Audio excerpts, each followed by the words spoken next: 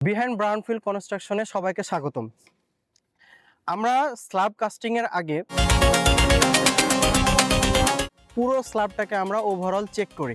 চেকিংয়ের সময় যে জিনিসগুলো আমরা বেশি ফোকাস করি, যেমন হচ্ছে যে রিবার আমার প্লেসিংটা ঠিকঠাক আছে কিনা, অ্যাকচুয়াল ডিজাইন অনুসারে আমি প্লেসিং করেছি কিনা, বিমের যে রেনফোর্সমেন্ট সেটা প্লেসিংটা ঠিকঠাক আছে কিনা, বিমের যে জয়েন্ট সেটা ঠিকঠাক মতো প্রোভাইড করা হয়েছে কিনা, আমরা জোন ওয়াইজ যে ল্যাপিং জোন সেটা আমরা মেনটেন করেছি কিনা, এটা আমরা প্রপারলি দেখি। তারপরে হচ্ছে যে আমরা ব্লক যে প্লেসমেন্ট করি স্পেসিংয়ের জন্য, তো এই ব্লকগুলা আমরা সুন্দরভাবে প্রোভাইড করতেছি কিনা। দেখেন আমরা এইখানে আমাদের নিচের যে স্পেসিংটা সেটা ঠিক রাখার জন্য আমরা হচ্ছে এক ধরনের ব্লক ইউজ করেছি, এবং উপরের যে রিবারটা সেটাকে ঠিক রাখার জন্য এক ধরনের ফ্রেম ইউজ করেছি।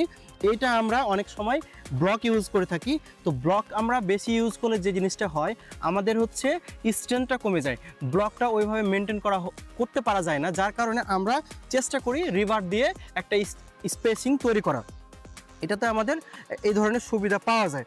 আর আমাদের যে বিমের যে রেনফোর্সমেন্ট আমরা প্রোভাইড করি, বিমে আমাদের হচ্ছে আমরা চেষ্টা করি অলওয়েজ যে আমাদের যে কম্প্যাকশন যে জোনটা আছে সেই জোনে আমরা ল্যাপিং প্রোভাইড করতে। বিমের দুইটা লেয়ারে আমরা রেনফোর্সমেন্ট প্রোভাইড করি, একটা হচ্ছে টপ জোনে আর একটা হচ্ছে বটম জোনে। তো আমরা যখন বটমে আপনার হচ্ছে যে আমরা রিবার প্রোভাইড করব, কোনো কারণবশত যদি আমাদের ল্যাপিং চলে আসে, তো আমাদের যে কম্প্রেশন জোন কোনটা আমাদের হচ্ছে বটম পার্টের জন্য, আমি আবারও বলতেছি বটম পার্টের জন্য আমাদের হচ্ছে কলাম থেকে L/4 ডিস্টেন্সে বটমে আমাদের হচ্ছে যে ল্যাপিংটা আসবে। আর টপ রিবারের ক্ষেত্রে আমাদের অবশ্যই আমাদেরকে সেন্টার যে বিমের যে সেন্টার সেই জায়গাতে আমাদের ল্যাপিংটা যাতে হয় সেদিকে মনোযোগ দিতে হবে। ল্যাপিং আমরা যদি টেনশন জোনে দিই, তাহলে আপনার হচ্ছে যে আমাদের ল্যাপিং দেওয়ার যে বিষয়টা সেটা কিন্তু প্রপারলি ভুল একটা থিওরি হয়ে যাবে। তো আমরা অবশ্যই মেনটেন করব এটা।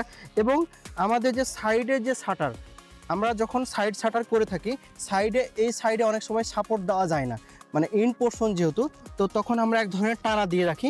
এই টানাটা যদি অনেক সময় ওয়্যার দিয়ে করে রাখে, কিন্তু ওয়্যার দিলে যেটা হয় সেটা হচ্ছে ভাইব্রেশন করার ফলে ওটা ছিঁড়ে যাওয়ার চান্স থাকে। তো আমরা একটা রিবার দিয়ে সুন্দর করে এখানে ওয়েল্ডিং করে সেটাকে আপনার আটকায় রাখছি, যার কারণে একদম অ্যালাইনমেন্টটা ঠিক আছে।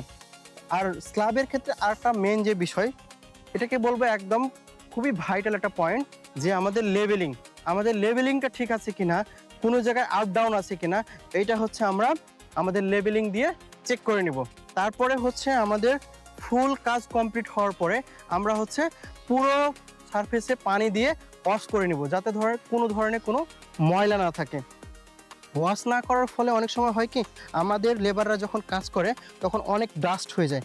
ডাস্ট থেকে গেলে আপনার নিচের যে সারফেসটা আছে সেটা ড্যামেজ দেখাবে। তো আমরা পুরোটাই পানিটা দিয়ে ওয়াশ করে ফেলবো।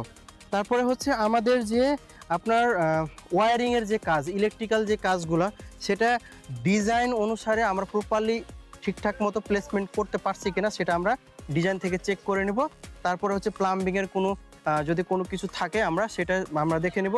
যেমন হচ্ছে কিছু ডাক থাকে, ওই ডাকগুলো প্রপারলি দেওয়া হচ্ছে কিনা সেটা আমরা দেখে নেব। Architectural drawing, structural drawing, plumbing drawing, electrical drawing সবগুলা চেক করার পরে ফাইনালি আমরা আমাদের নেক্সট স্টেপ স্ল্যাব কাস্টিংয়ে যাব।